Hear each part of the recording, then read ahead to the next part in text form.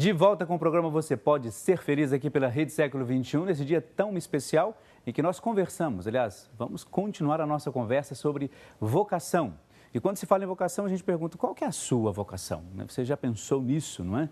Vocação sacerdotal, vocação à vida religiosa, vocação para ser um bom médico, um engenheiro, todas as outras profissões que nós podemos, à luz da palavra de Deus, à luz do próprio Deus, vivê-la como uma intensa vocação. Então pense nisso enquanto a gente vai lendo aqui os nossos interativos para esta manhã.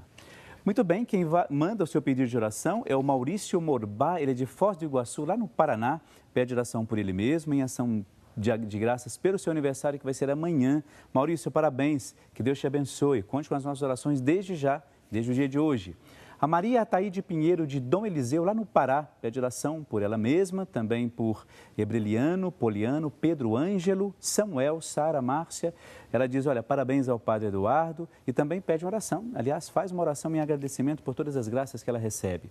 De Campinas, interior de São Paulo, a Ana Helena Crum de Almeida, oração por ela mesma, pede também um emprego, ela acaba de ser demitida, por isso pede a Deus que a ajude a encontrar um novo emprego.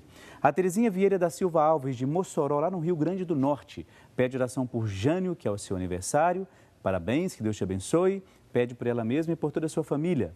A Guistela Pereira Lourenço, de Mineiros, lá em Goiás, pede oração por ela mesma, por seu filho Enzo Gabriel Pereira Rezende, pela saúde e pela cura de uma alergia, pede por Paola Gabriele Pereira Rezende e também pela saúde de José Rezende e por toda a sua família.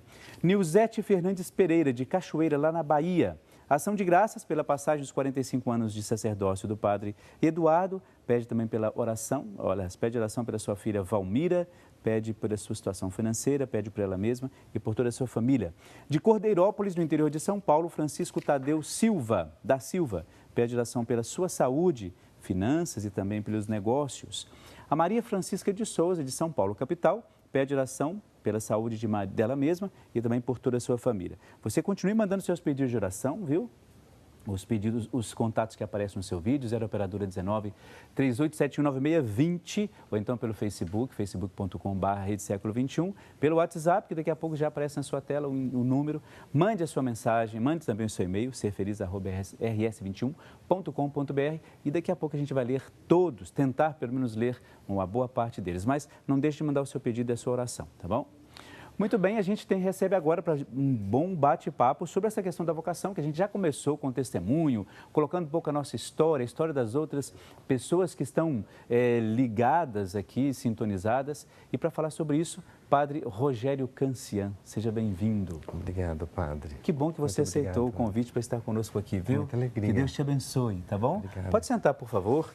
Eu queria que você se sentisse em casa, aqui no nosso programa Você Pode Ser Feliz. Bom dia, oficial. Bom dia, Padre. É uma alegria estar aqui no século XXI.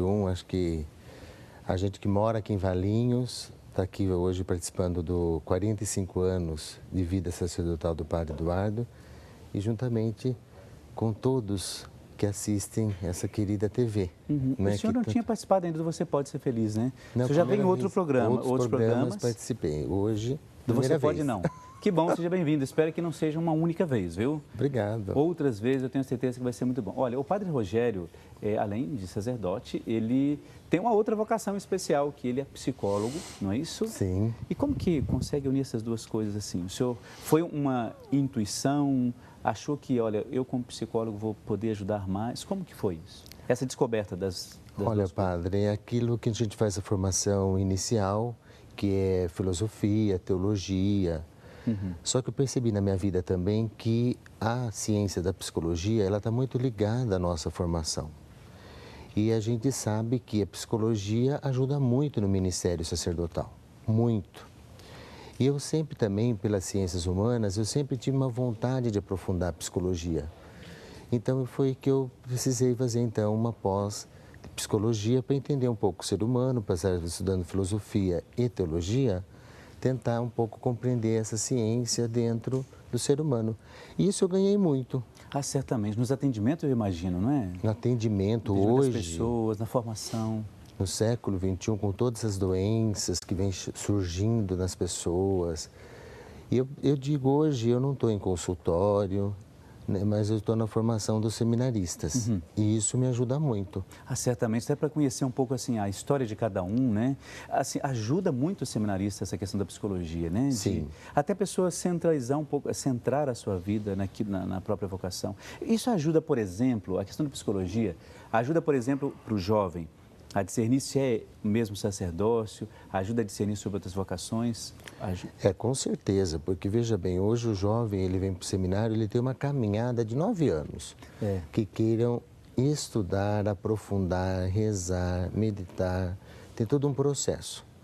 Então, se ele for uma pessoa, um jovem que queira, um vocacionado realmente, como a gente viu agora há pouco aqui, você viu? do padre Eduardo, 45 anos, né, 45 de anos, então ele vai ser um padre, um sacerdote servidor. Agora, precisa de apoios de profissionais e temos padres que estão formados em psicologia, como tem leigos também formados em psicologia que ajuda na decisão vocacional também, fazendo com que o mosaico, né, da pessoa junte bem, né, padre? Então, isso a igreja precisa cada vez mais ter sacerdotes que busquem esse equilíbrio para a igreja de Deus. Eu acho que sacerdotes equilibrados ajudam melhor. Quando eu digo sacerdotes equilibrados, entendam bem, assim, nós temos todas as nossas angústias, as nossas dificuldades, né? O sacerdote é um homem comum, como outra pessoa, com um ministério em especial no sentido de serviço, né? Mas tem também as suas angústias, as suas dificuldades.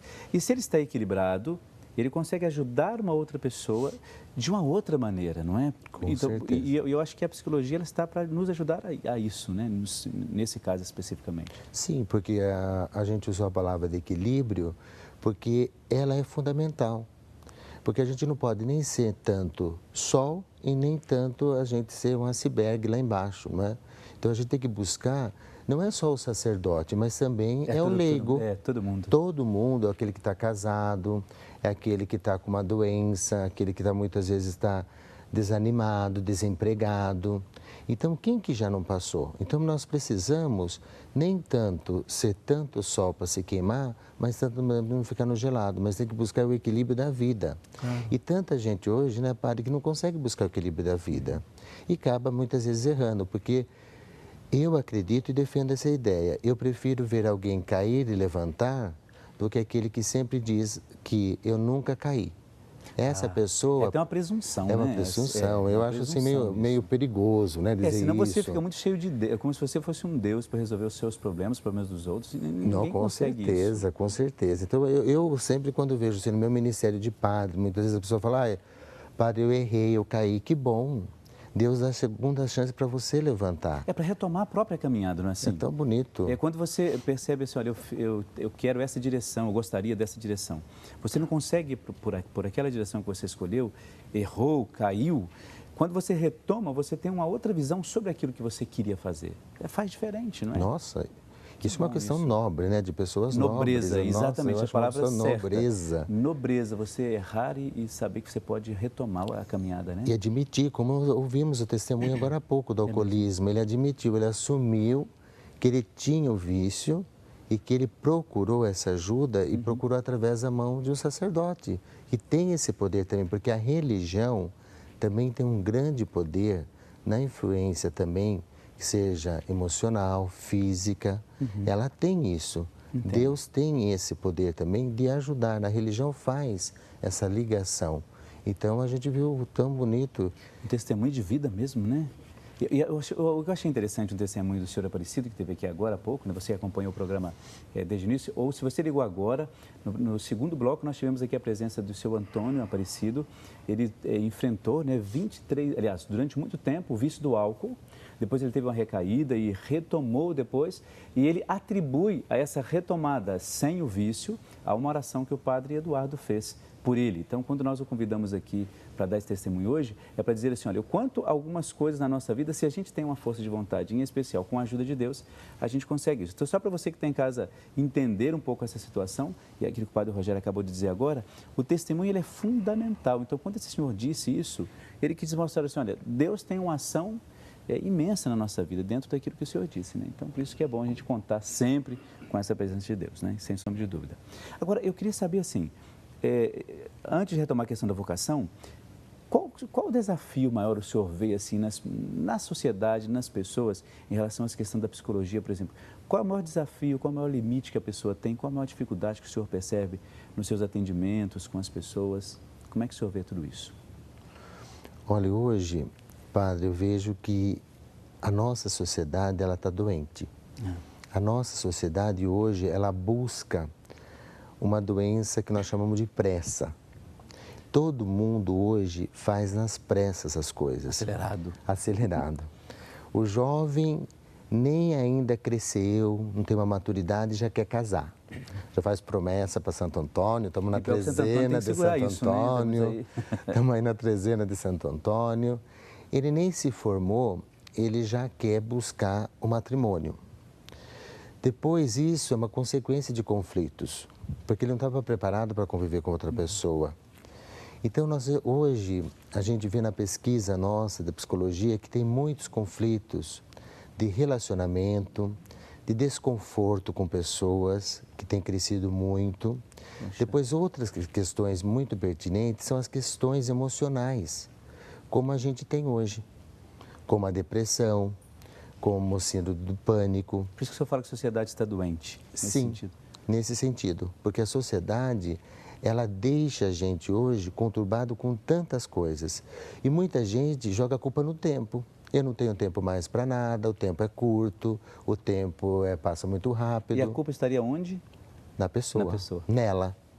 Porque você perguntar para uma pessoa que hoje ela está acamada, deitada, ela não anda, ela vive na cadeira de roda, o tempo passa rápido, ela vai dizer não, não passa rápido. Então, eu vejo assim que as pessoas, por que passa rápido? Porque ela junta de um monte de coisas e ela não dá conta dela mesma. Então, quando você atribui a culpa à pressa, ao tempo, digamos, olha, eu não tenho tempo e tal, é até mais fácil, né? Porque você não precisa resolver esse conflito com o tempo lá. Ele que se vire para me dar uma possibilidade de mudar a minha vida, mudar a minha maneira de pensar. É fácil jogar a culpa no tempo, mas quando você assume isso, aí você vai ter que enfrentar alguns desafios, né? Você já ouviu, e muita gente que está nos assistindo já ouviu isso também, dizendo assim, o domingo à tarde é terrível. Domingo à tarde é uma solidão, é uma coisa muito ruim. Mas por que é ruim? Porque ela encontra consigo mesma. Não tem o que fazer, porque durante a semana ela se esconde em tanta coisa. Tem o trabalho, tem as atividades da vida. Nossa, se esconde em tantas coisas. Agora, quando ela para um pouquinho, ela vê ela mesma quem é aquele obscuro dela, então ela joga a culpa no domingo, que é o domingo do Senhor. Para nós católicos, é o domingo do Senhor, do descanso, da convivência, de estar com a mãe, com a sogra. Sempre alguma coisa vai ter culpa, né? Ou é o tempo, ou é o domingo.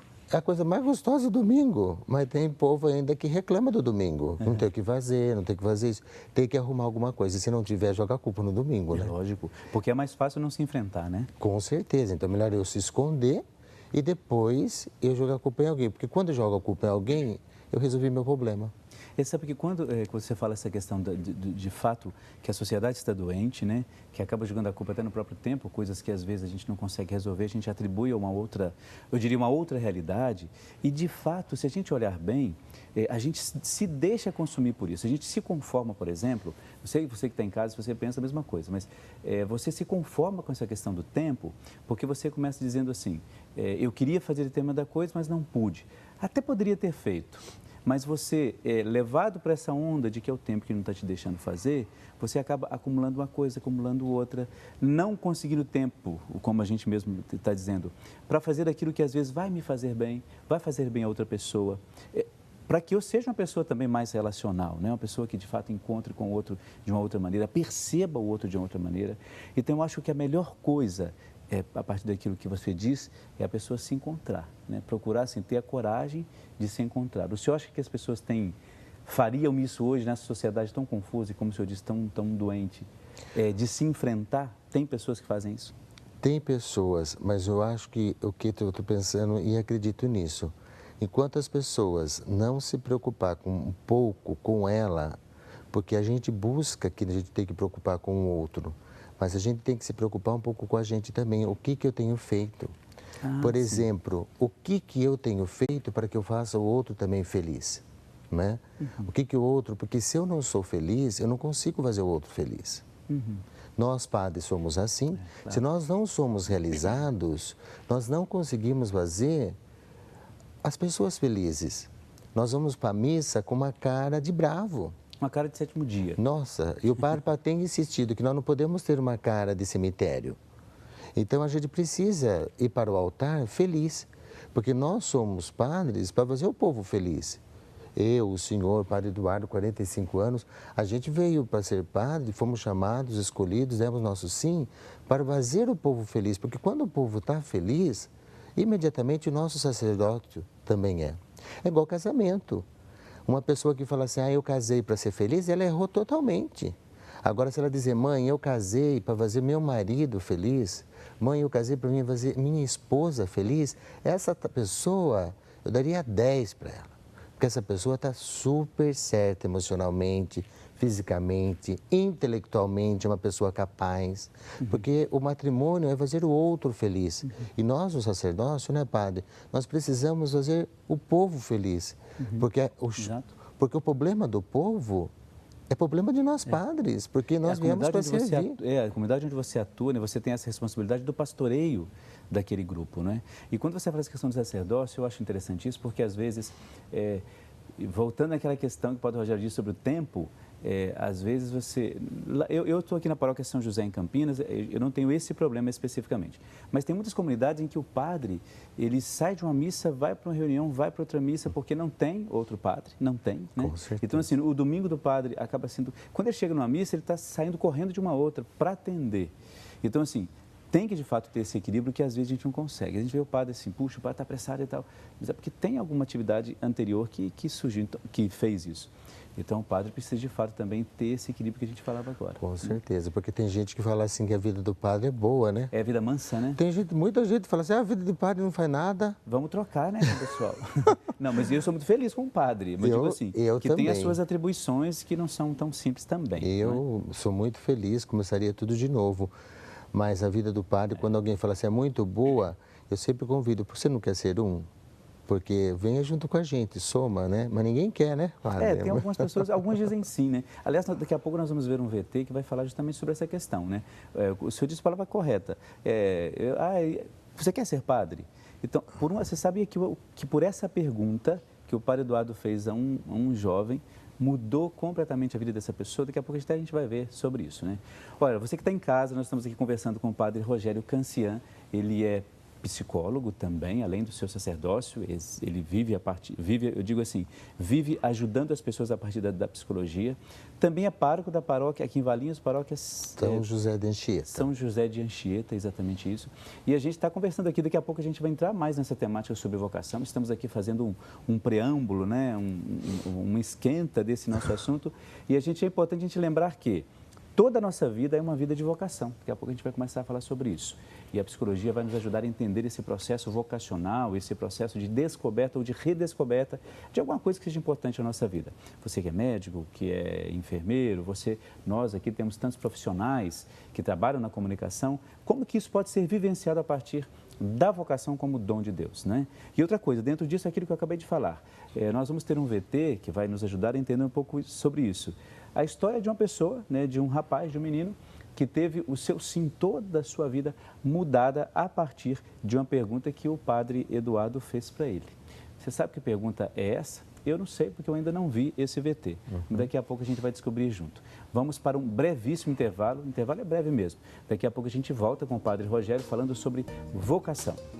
O que é que você pensa sobre isso? Qual é a sua vocação? Breve intervalo, daqui a pouco a gente já volta, um instantezinho só.